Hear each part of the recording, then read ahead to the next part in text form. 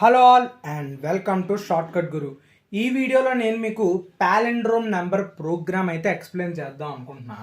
So మనకి దీని question వచ్చేసి write a program to check whether the given number is a palindrome or not అని అడుగుతారు. అంటే యూజర్ దగ్గర నుంచి ఒక నెంబర్ తీసుకుని ఆ నెంబర్ పాలిండ్రోమ్ నెంబర్ అవునా కాదా అనేది చెక్ చేయమని అడుగుతాడు అనమాట. సో ఇది చేయాలి అంటే అసలు ఫస్ట్ మనకి what is palindrome number. So palindrome number అంటే ఏంటో మనకి తెలియాలి. ఓకే, సో పాలిండ్రోమ్ నెంబర్ అంటే ఏంటో తెలిస్తే అప్పుడు మనం దాన్ని చెక్ చేయొచ్చు పాలిండ్రోమ్ నెంబర్ అవునా కాదా అని చెప్పి. సో ఫస్ట్ నేను పాలిండ్రోమ్ నెంబర్ అంటే ఏంటో చెప్తా, దాని తర్వాత దానికి ఎలా చేసుకోవాలో చెప్తా, లాజిక్ చెప్తా, దాని తర్వాత మనం ప్రోగ్రామ్ చూద్దాం. ఓకే, సో నేను మీరు గమనిస్తే మోస్ట్లీ కాదు ఇప్పటివరకు ప్రతి ఒక్క వీడియోలో నాకు తెలుసు 25 వీడియోస్ చేస్తుంటాను. ప్రతి వీడియోలో లాస్ట్లోనే ఒకటి అడుగుతున్నాను, బట్ అది మీకు అంతదాకా రీచ్ అవ్వట్లేదేమో నా డౌట్. సో ఏంటంటే జస్ట్ మీకు నచ్చితే వీడియోని లైక్ చేయండి మర్చిపోద్దు, అండ్ అలాగే ఛానల్ సబ్స్క్రైబ్ చేయండి, మీ ఫ్రెండ్స్ అందరికీ షేర్ చేయండి. సో ఇప్పుడైతే లాగ్ చేయను, పాలిండ్రోమ్ నెంబర్ అంటే ఏంటో చెప్తా. So first let us see what is a palindrome number. Okay, palindrome number అంటే ఏమీ లేదు, ఒక నెంబర్ తీసుకుని ఆ నెంబర్ని రివర్స్ చేసినా కూడా సేమ్ అదే నెంబర్ వస్తే దాన్నే పాలిండ్రోమ్ నెంబర్ అంటారు. Like say for example 6446. Okay, ఇది ఒక నెంబర్ అనుకోండి. సో యూజర్ ఇచ్చిన నెంబర్ ఇది 6446 అని చెప్పి యూజర్ మనకు ఒక నెంబర్ ఇచ్చాడు. సో ఆ నెంబర్ని పాలిండ్రోమ్ నెంబర్ అవునా కాదా అని చెక్ చేయమని మనం అడిగాం. సో కళ్ళతో చూసి కూడా మనం అసలు పాలిండ్రోమ్ నెంబర్ అంటే ఏంటి అంటే, లైక్ ఇప్పుడు ఈ 6 ఉంది కదా, సో అంటే ఈ నెంబర్ని రివర్స్ చేయాలి. లైక్ సో 6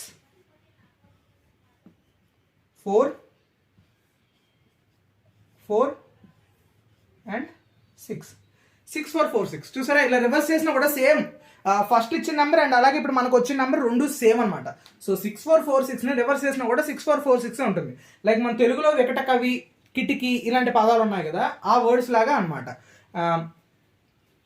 సో ఇప్పుడు ఏంటంటే ముందు యూజర్ ఇచ్చిన నెంబర్ అండ్ అలాగే ఇప్పుడు మనం రివర్స్ చేసిన తర్వాత కూడా మనకు వచ్చిన నెంబర్ రెండు సేమ్ అయితే దాన్ని పాలిండ్రోమ్ నెంబర్ అంటారు, లేకపోతే నాట్ ఏ పాలిండ్రోమ్ నెంబర్ అంటారు. ఓకే, ఇప్పుడు లైక్ ఒక నెంబర్ పాలిండ్రోమ్ నెంబర్ అవును కాదు అంటే అవునా కాదా అనేది చెక్ చేయాలి అంటే సే ఫర్ ఎగ్జాంపుల్ మనకు దాని యొక్క లాజిక్ అయితే తెలియాలి కదా. సో ఫస్ట్ అయితే సో లాజిక్ వచ్చేసి ఏమీ లేదు, అంటే పాలిండ్రోమ్ నెంబర్ అవును కాదు తెలియాలి అంటే ఫస్ట్ మనకి డిజిట్ అబ్స్ట్రాక్షన్ తెలియాలి. ఓకే, దానికన్నా ముందు నెంబర్ రివర్సల్ తెలియాలి. ఈ రెండు కాన్సెప్ట్స్ అయితే తెలియాలి. ఏంటి ఏవేవో కొత్తగా చెప్తున్నాను అనుకోవద్దు. నెంబర్ రివర్సల్ అంటే 6446ని రివర్స్ చేయడం మనకు తెలియాలి.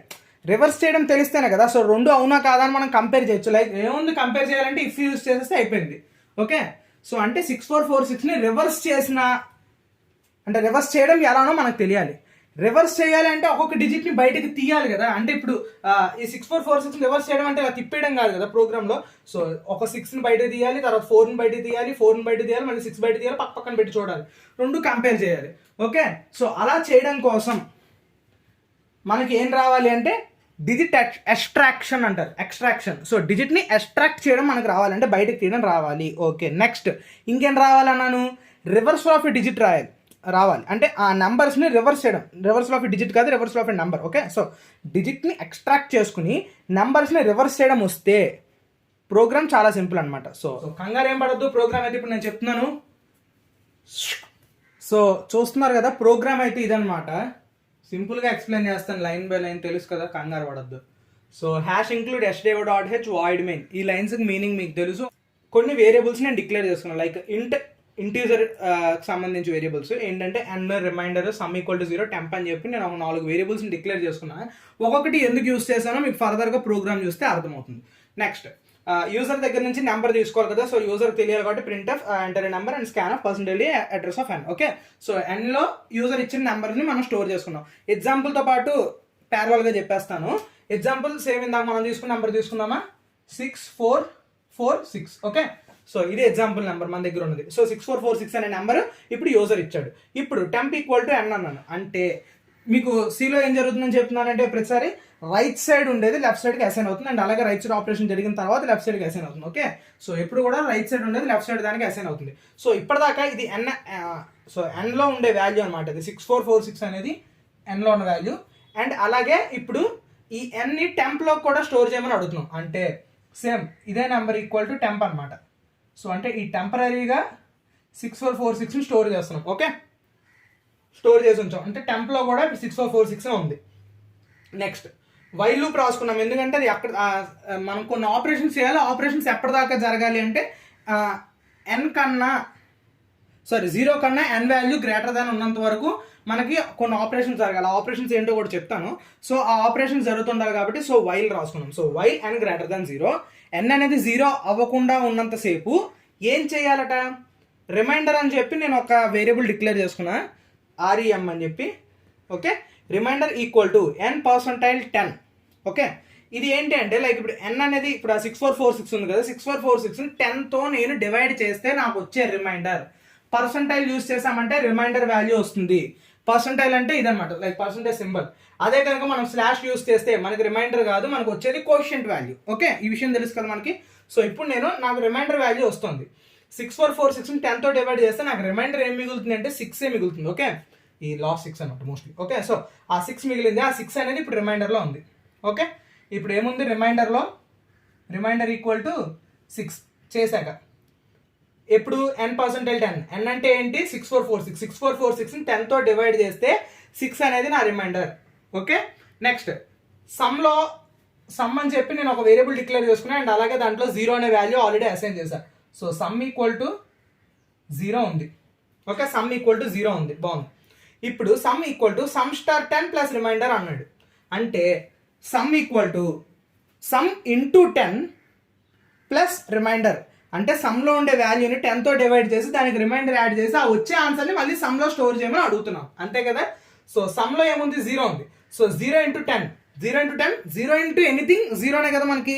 సో 0 ప్లస్ రిమైండర్లో ఏముంది, 6 ఉంది కదా, ఆ 6ని సమ్లో స్టోర్ చేస్తున్నాం. ఇప్పటిదాకా ఉండే సమ్ వాల్యూ 0 కాదు, ఇప్పుడు 6. ఓకే, సో సమ్లో value 6. Next n equal to n/10 అన్నాడు.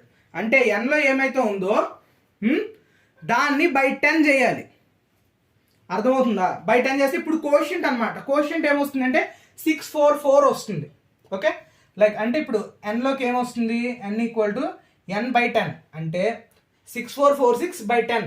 10తో డివైడ్ చేస్తే మన కోషియంట్లో 644 వస్తుంది. ఓకే, ఇప్పుడు ఏం జరిగింది అంటే యాక్చువల్గా ఈ 6446 అనే ఈ మొత్తం నెంబర్ 6 అనేది రిమైండర్లో స్టోర్ అయింది, 644 అనేది nలోకి స్టోర్ అయింది.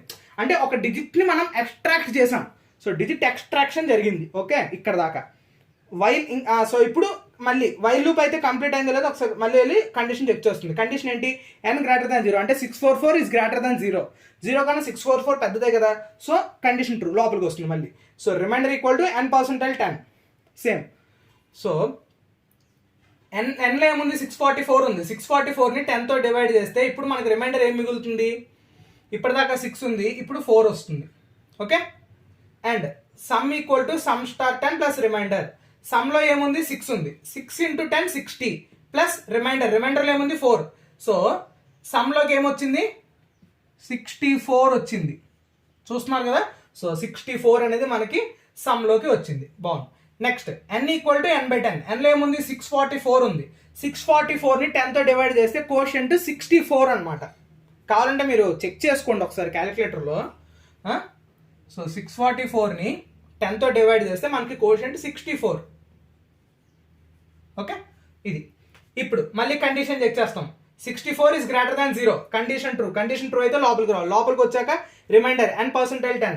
ఓకే, 64ని 10తో డివైడ్ చేస్తే మనకు వచ్చే remainder 4. Okay, so remainder 4. Next sum into 10. సమ్లో ఏముంది, 64. 64 ఇంటూ 10 అంటే 640. 640 ప్లస్ రిమైండర్లో ఏముంది, 4 ఉంది. 640 ప్లస్ 4 644. సమ్లో ఏమొస్తుంది ఇప్పుడు, 644. ఓకే, సమ్లో వాల్యూ 644 అనమాట.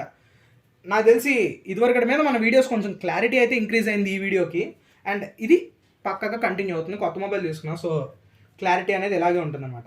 సో 644 ఇలాగే ఉంటుందంటే కావాలంటే ఇంకా కొంచెం ఇంక్రీజ్ చేద్దాం. ఓకే, కామెంట్లో చెప్పండి క్లారిటీ ఓకేనా, ఇంకా కొంచెం పెంచుదాము. సో సమ్లో మనకు ఉన్న వాల్యూ 644, బాగుంది. Next n equal to n/10 అన్న లైన్ ఉంది. సో nలో ఏముంది, 64 ఉంది. 64ని 10తో డివైడ్ చేస్తే వచ్చే కోషియంట్ 6 అనమాట. ఓకే, వచ్చే కోషియంట్ 6. ఇప్పుడు 6 is greater than 0. Condition true way కదా, అంటే కండిషన్ చెక్ చేస్తుంది వైల్లోకి వెళ్ళి 6 is greater than 0, condition true అయితే లోపలికి రావాలి. లోపల ఏముంది, remainder equal to n%10, remainder equal to n%10, remainder అంటే REM. ఓకే, సో n%10, nలో ఏముంది 6 ఉంది, 6ని 10తో డివైడ్ చేస్తున్నాం. 10తో డివైడ్ చేస్తే మనకి రిమైండర్ ఏమొస్తుంది, 6 వస్తుంది. ఓకే, రిమైండర్ 6 వచ్చింది. అంటే ఇంకా సేమ్ అదే అనమాట, 6తో డివైడ్ చేస్తే ఏం రాదు కాబట్టి సో రిమైండర్ అదే ఉంటుంది. అండ్ అలాగే some equal to sum star 10. సమ్లో ఏముంది ఇప్పటిదాకా 644 ఉంది, 644 ఇంటూ 10 చేస్తే 6440 వస్తుంది ఇంటూ 10 చేస్తే, అంటే పక్కన ఒక 0 వస్తుంది అంతే. సో 6440ని ఇంటూ 10 చేస్తే 644ని 10తో డివైడ్ చేస్తే 6440 వస్తుంది అంతే కదా. ప్లస్ రిమైండర్లో ఏముంది 6 ఉంది, సో 6446 వస్తుంది అనమాట. ఇప్పుడు ఈ ఆపరేషన్ జరిగిన తర్వాత ఆన్సర్ 6446, దాన్ని తీసుకొచ్చి సమ్లో స్టోర్ చేస్తున్నాం. సో 644 పోయి 6446. ఓకే, సమ్లో ఇప్పుడు కొత్త వాల్యూ 6446.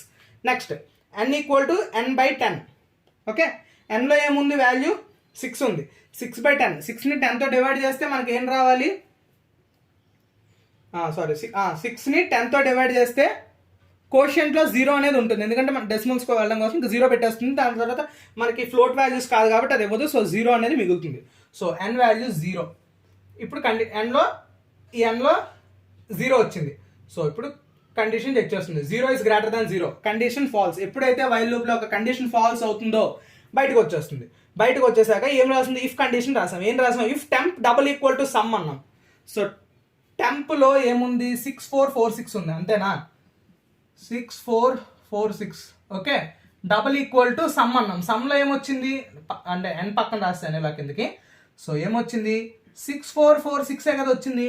సో రెండు సేమే కదా. If temp double equal to some అంటే టెంప్ అండ్ అంటే టెంపరీ వేరియబుల్ సమ్కి ఈక్వల్ అయితే ఏం చేయమన్నా, ఇది పిఎఫ్ కాదు ప్రింట్ఎఫ్ అని రాసుకోండి. ఓకే, నేను జస్ట్ షార్ట్కట్లో పిఎఫ్ అని రాసా, మీరు ఇలా రాస్తే మార్క్స్ వేరే అండ్ అలాగే ప్రోగ్రామ్ కూడా రన్ అవుతుంది. Okay, so printf palindrome.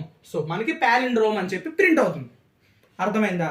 Else ఒకవేళ మనకు ఆ రెండు ఈక్వల్ అవ్వలేదు అనుకోండి, అంటే ఫర్ ఎగ్జాంపుల్ 6446 కాకుండా 6445 ఇచ్చాను అనుకోండి, లేదా 6321 అలా సమ్ ర్యాండమ్ నెంబర్ ఇస్తే అది పాలిండ్రోమ్ నెంబర్ కాదు, అప్పుడు నాట్ పాలిండ్రోమ్ అని వస్తుంది, అంటే ఎల్స్ కేసులో అది రాసాం కాబట్టి.